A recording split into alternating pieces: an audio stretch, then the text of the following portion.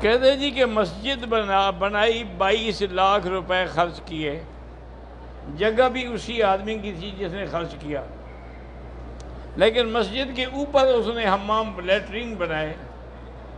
دیکھیں جی، گزارش یہ ہے کہ اس پر علماء نے یہ لکھا ہے کہ اگر تعمیر سے پہلے یہ نیت تھی پھر تو ہو سکتے ہیں، لیکن تعمیر سے پہلے نیت نہیں تھی، نیت صرف مسجد کی تھی، بعد میں اس کے اوپر نہیں بنایا جا سکتا۔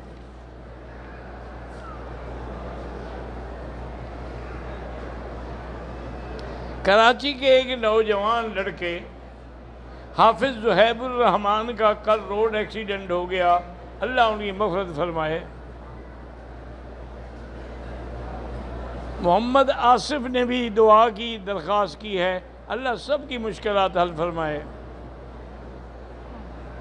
تصویر کے بارے میں بہرحال میں تو اس کو مفتی نہیں ہوں، لیکن جتنا مجھے علم ہے میں جائز نہیں سمجھتا، لیکن آج کل کے بہت سارے شام کے اور مصر کے اور بہت سارے علماء نے فتویٰ دیا ہے کہ یہ کیمرے سے تصویر لی جاتی ہے، انہوں نے کہا یہ جائز ہے۔ انہوں نے کہا تصویر وہ حرام ہے جو مجسم ہو، جس کو اللہ نے قرآن میں فرمایا ہے وَيُصَوِّرُ فِي الْأَرْحَامِ كَيْفَ يَشَاءُ، تو ارحام کے اندر صرف فوٹو تو نہیں بنتا نا، تو مجسمہ بنتا ہے بچے کا۔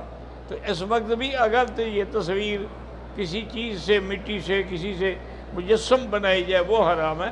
یہ تو کہتے ہیں ایسے جیسے شیشے میں کوئی اپنا چہرہ دیکھ لے، عکس ہے۔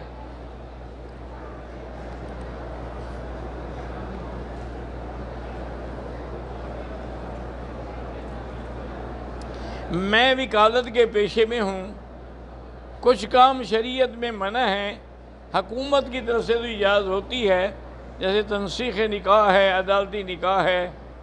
تو بہرحال گزارش یہ ہے، کوشش تو یہ کریں کہ اگر تنسیخ کا مثلا دعویٰ ہے تو اس کے شوہر کو طلب کرو، جب تک وہ نہ آئے فیصلہ نہ کرواؤ، وہ آئے اس کو کہو کہ تم دستخط کرو۔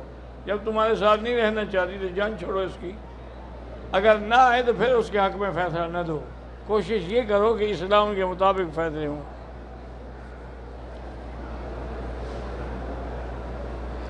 ہم سامان کے اندر آب زمزم لے جا سکتے ہیں؟ میرا بھائی گزارش یہ ہے کہ قانون میں جتنی اجازت ہے وہ تو ہے، لیکن اگر کوئی اپنے کپڑوں میں، سامان میں، اپنے وزن میں اس کو وزن کرا دیتا ہے تو کیا حرج ہے اس میں؟ لے جائیں۔ باقی انجینئر محمد علی مرزا صاحب جو ہیں وہ کہتے ہیں، وہ کون ہے؟ وہ یہ کوئی اور مرزا پیدا ہو گیا، میں ایک قادیانی مرزا نے تنگ کیا ہوا تھا، اب یہ نیا مرزا نکل آیا ہے، اس کی بات کو ماننے کی ضرورت ہی نہیں ہے۔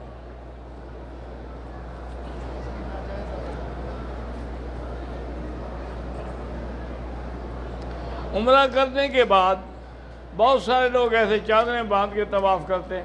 میرا بھائی گزارش یہ ہے کہ اصولی طور پر تو یہ غلط ہے، جھوٹ ہے کہ آپ نے عمرہ نہیں کیا ہوا لیکن عمرے والوں کی شکل بنا لی ہے آپ نے، لیکن آج کل مجبوری ہے چونکہ طواف نہیں کر سکتے، اور اوپر طواف کرو تو کم سے کم 1.5 گھنٹہ لگتا ہے ایک طواف میں۔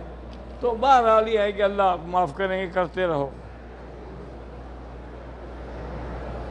اگر ہم سیر کرنے کے لیے طائف جائیں، واپسی پہ عمرہ لازمی ہے، چونکہ میقات ہے، احرام باندھنا لازمی ہے۔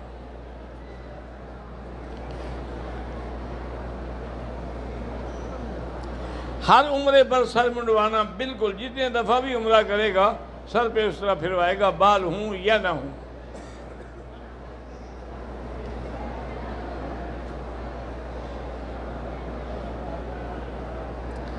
میرے اندر عجیب کیفیت پیدا ہوتی ہے، کبھی قبض کی اور کبھی بسط کی، تو آپ ایسا کریں کہ کسی پیر کے ساتھ جا کے بحث کریں۔ نہ مجھے قبض ہوتی ہے نہ مجھے بسط ہوتی ہے، ایسے مجھے پتہ نہیں ہے کہ یہ کیا چیز ہے۔ انسان کو طبیعت خراب ہو جائے یا کھانا ہضم نہ ہو تو کہے گا اب قبض ہو گئی، اگر اچھی طرح کھا گیا کہے گا اب بسط ہو گئی۔ یہ کیا ہے؟ یہ تو اصطلاحات تصوف ہے، تو کسی صوفی سے جا کے رابطہ کرو۔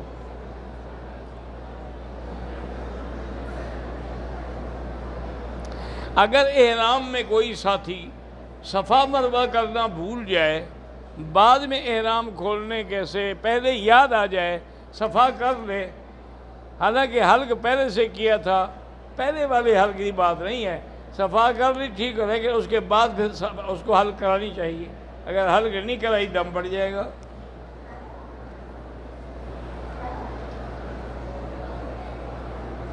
گندم کی پیداوار 25 لاکھ روپے ہو، اگر آپ نے زمین ٹھیکے پہ دی ہے تو پھر آپ پر تو کوئی عشر نہیں ہے، عشر اس پہ ہے جو اس کی آبادی اٹھائے۔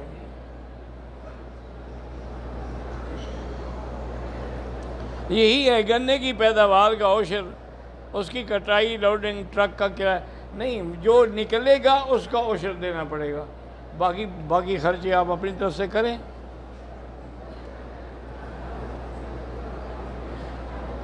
بیوی نے اپنے شوہر کی مرضی کے بغیر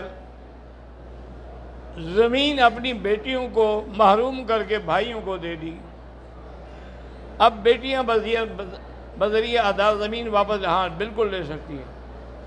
اللہ پاک نے فیصلے کیے ہوئے، یہ کیا ہے کہ ابھی آدمی اپنی بیٹیوں کو محروم کر کے بھائیوں کو دے دے، جب اولاد موجود ہے یوصیکم اللہ مثل حظ الانثیین، پہلے اولاد کا حق ہے۔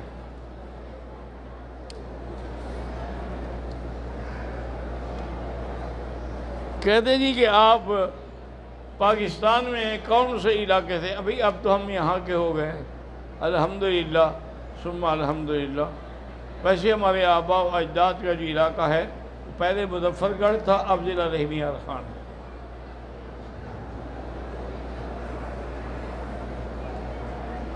حرم میں جتنے علماء بھی درس دیتے ہیں نا، اس کا وہ معاوضہ نہیں لیتے، ہاں ان کی باقی جو ملازمتیں ہیں اس پر تنخواہ ملتی ہے ان کو۔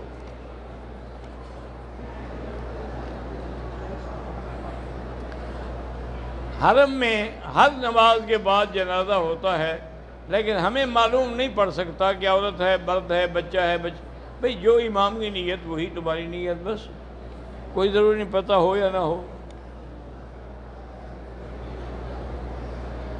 ہم سفری نماز ادا کر رہے ہیں، اگر ہم پوری پڑھیں تو ثواب ملے گا، بھئی جب مسافر ہو تو سفری ہی پڑھنی ہوگی، پوری پڑھو گے تو گویا تم نے حکم کی مخالفت کی ہے۔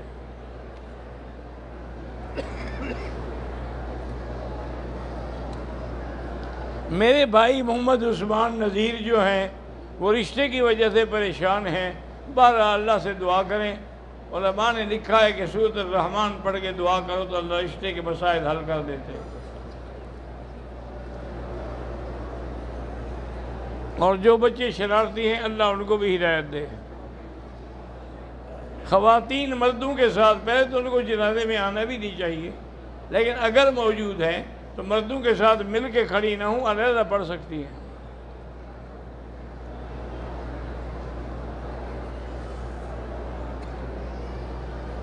موجودہ وقت میں انڈیا کے مسلمانوں پر بہت بڑا امتحان آیا ہوا ہے، مسلمانوں کی زندگی تنگ ہے، ان کو نماز تک نہیں پڑھنے دی جاتی، عید نہیں پڑھنے دی جاتی، مساجد کو گرایا جا رہا ہے۔ دعا کریں اللہ مسلمانوں کی مدد کریں، اللہ ان کی نصرت کریں، اور اللہ ان کے اعداء اور دشمن جو ہیں ان پر اپنی طرف سے قہر نازل کریں۔ اگر ہم مقام حدیبیہ پہ جائیں تو وہاں سے واپسی پر احرام باندھنا ضروری نہیں ہے، باندھنا چاہو تو باندھ سکتے ہو، حدیبیہ ہل ہے، کوئی میقات نہیں ہے۔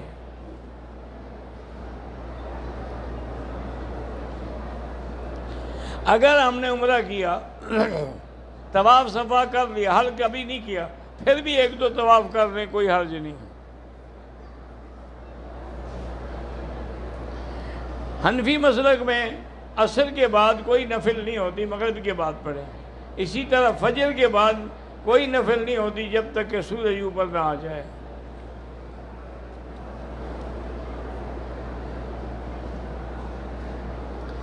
عمرہ اگر کسی کے لیے کریں گے تو انشاءاللہ آپ کو بھی اسے بھی ثواب ملے گا۔ ویسے کثرت سے طواف افضل ہے عمرے سے۔ آدھے سر میں درد رہتا ہے، وظیفہ بھائی یہی ہے کہ زمزم پئیں اور ہر نماز کے بعد 7 دفعہ سورۃ فاتحہ پڑھ کے سر پہ رکھیں۔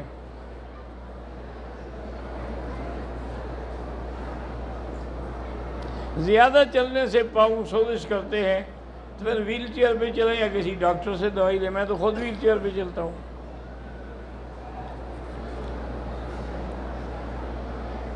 دوران طواف وضو ٹوٹ جائے تو پھر چھوڑ دے طواف, وضو کر کے پھر پورا کرے, کیونکہ طواف بھی گویا کہ نماز کے حکم میں ہے.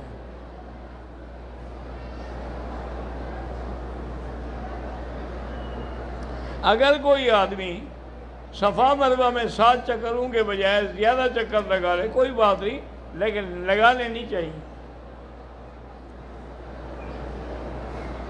میری بہن ہے, اس کی شادی کرنی, اللہ آسان کرے. اللہ ہر مسلمان بہن بیٹیاں جو رشتے کے انتظار میں ہیں, اللہ ان کو اچھے سے اچھے رشتے نصیب کرے.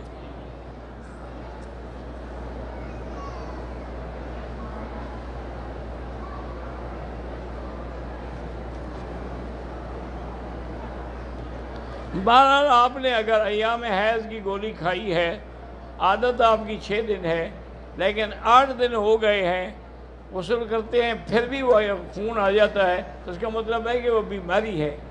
لیکن ایک بات یاد رکھیں کہ ایام حیض کی کم مدت 3 دن ہے اور زیادہ سے زیادہ 10 دن ہے. آپ 10 دن پورے کر لیں, پھر بھی خون آتا رہے تو وضو کریں, نماز پڑھیں, غسل کریں.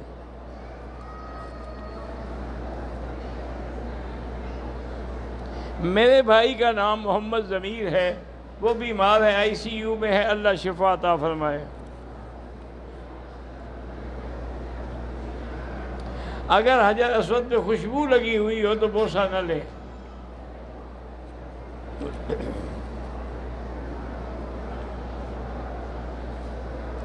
جنازے کا طریقہ پہلے یہی تھا, اب بھی یہی ہے. حضور پاک اسی طرح جنازہ پڑھاتے تھے.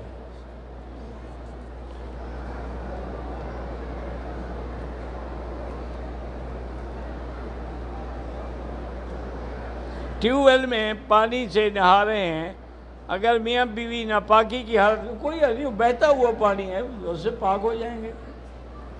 ٹیوب ویل کا پانی تو پورا کم سے کم 4 انچ 6 انچ 8 انچ تو کچھ تو ہوگا نا, نہا سکتے ہیں, کوئی بات نہیں. اگر ایک آدمی پہ حج فرض ہے, وہ خود اگر نہ آ سکتا ہو تو پھر کسی دوسرے کو بھیجے. اگر خود طاقت رکھتا ہے تو پھر خود کرے.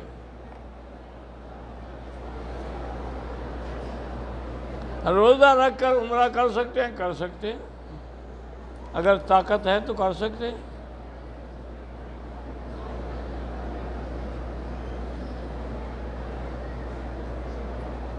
کہ یہ پہلے جماع اکابرین جو ہیں حضور کا نام لیتے تھے, درود شریف پورا پڑھتے تھے.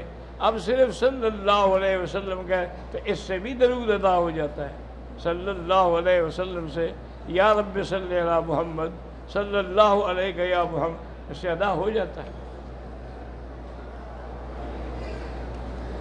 ایام کے دوران حیض کے ساتھ عورت حرم میں نہیں آ سکتی, باہر میدان میں بیٹھ سکتی ہے.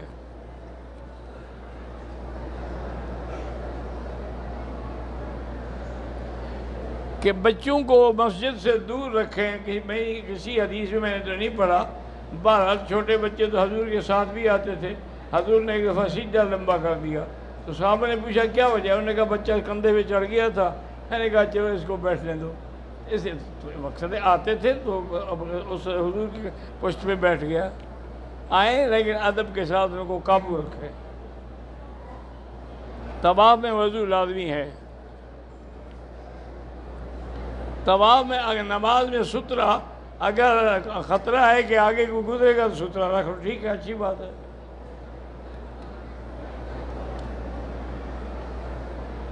طواف کے دوران کعبے کی طرف سینہ بھی نہ کریں, پشت بھی نہ کریں, نظر نیچے رکھیں.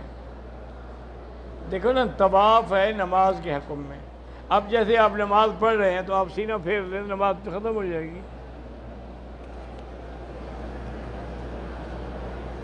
میرا بیٹا ہے 13 سال کا, بول بھی نہیں سکتا, اللہ اس کو شفا عطا فرمائے.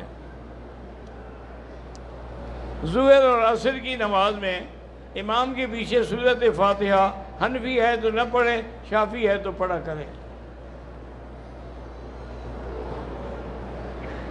عبدالغفور نامی آدمی کے 16 سال ہو گئے، شادی کو اولاد نہیں ہوئی، اللہ پاک اولاد نصیب فرمائے، علاج بھی کراؤ کہ پتہ بھی لگے کہ نقص تم میں ہے، بیوی میں ہے، کس میں ہے۔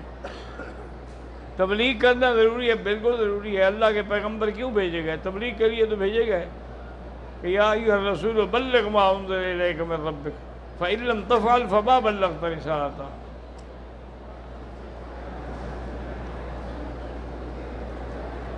میں نے 5 عمرے کر لیے ہیں لیکن دل ابھی بھی مطمئن نہیں ہے، تو کوئی بات نہیں کسی کو بتانے کی کہ آپ نے کتنے عمرے کیے ہیں، اللہ قبول کرے بس۔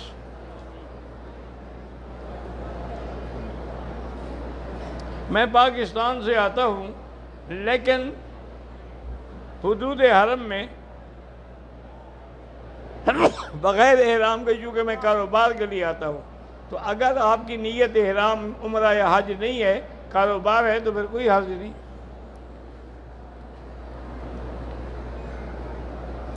باہر جو مجمع صحن میں نماز پڑھتے ہیں، صفیں ملتی ہیں، تو بالکل ایک ہی نماز ہے، وہی ثواب ملے گا۔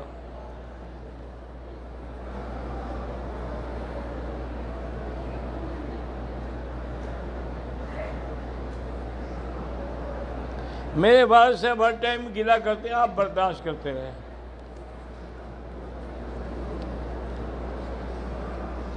ہوٹل میں جماعت کریں تو کر لیں، لیکن اس جماعت کے ثواب نہیں ملے گا جب تک صفیں نہ ملیں۔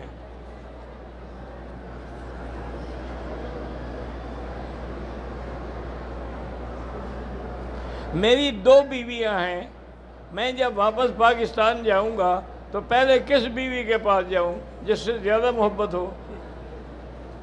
اللہ کے بندے، مجھے کیا پتا آپ کی کون سی رات آتی ہے وہاں، آپ جب سے نکلے ہیں باریاں گنتے رہیں۔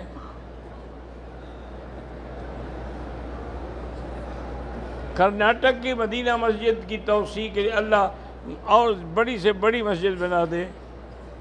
دم کتنے کی ہے اللہ عالم، میرا بھائی تو منڈی میں جا کے پتہ کریں، کیونکہ مختلف جانور ہیں، مختلف قیمتیں ہیں۔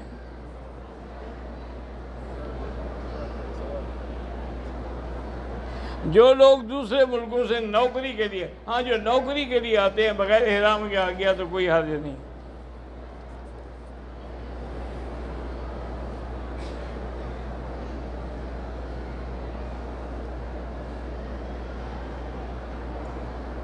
مجھے ایک گردے میں اسٹنٹ ڈالا ہوا ہے، میں نے دبئی سے آگے تو عمرہ کر لیا، لیکن مدینہ منورہ جانے کے بعد پھر واپسی پہ نہیں کر سکا، کوئی حرج نہیں، آپ بیمار تھے، معذور تھے۔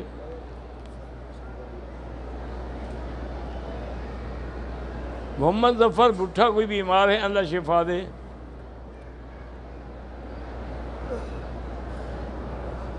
ام محمد احمد اولاد کے لیے اللہ سب کے اولاد کو صالح بنائے۔ مکہ مکرمہ میں اگر آپ نے 15 دن سے کم رہنا ہے تو مسافر ہیں، 15 دن سے زیادہ رہنا ہے تو پھر آپ مقیم ہیں۔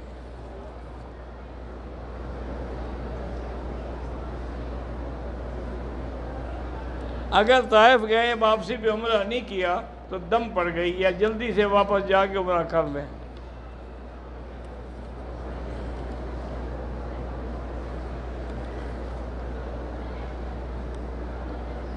جن بھائیوں کے پاس اولاد نہیں، اللہ ان کو اولاد عطا فرمائے۔ جہاد کرنا فرض ہے، لیکن جب امیر المسلمین فیصلہ کرے۔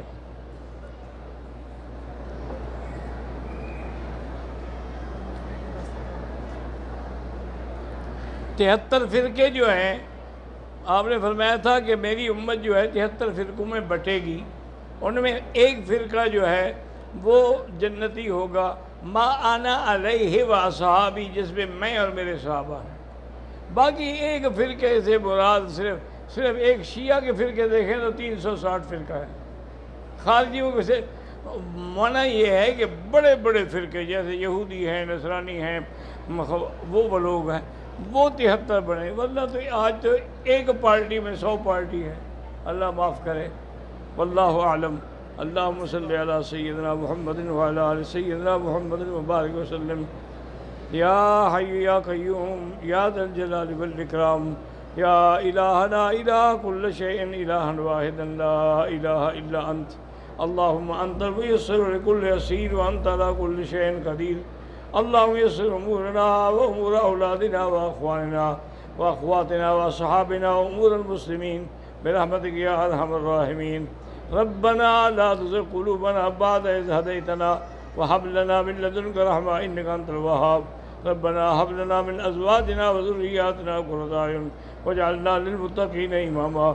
یا اللہ تمام آنے والوں کی حاضریت منظور فرما. یا اللہ جتنے لوگ فوت ہو گئے ان کو جنت الفردوس نصیب فرما. اللہم اغفر لنا ولوالدینا ولوالد والدینا ولمشائخنا ولاساتذتنا ولمن حق علینا ولمن اوصانا واستوصانا ولجميع المسلمين والمسلمات والمؤمنين والمؤمنات الأحياء منهم والأموات. ربنا آتنا في الدنيا حسنة وفي الآخرة حسنة وقنا عذاب النار. وصلى الله تعالى على خير خلقه سيدنا محمد وعلى آله وصحبه أجمعين.